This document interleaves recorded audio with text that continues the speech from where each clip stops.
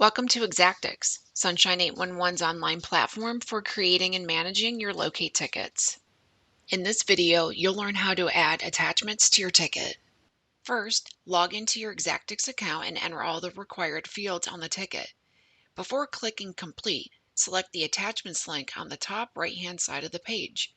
Next, drag and drop files or choose the Select Files option to browse documents from your computer.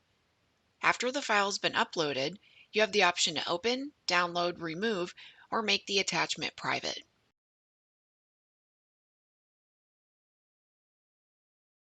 If you need additional help, please visit my.sunshine811.com and click Technical Support. You can also contact one of our ITE support representatives by calling 811 and selecting option 7 from the menu.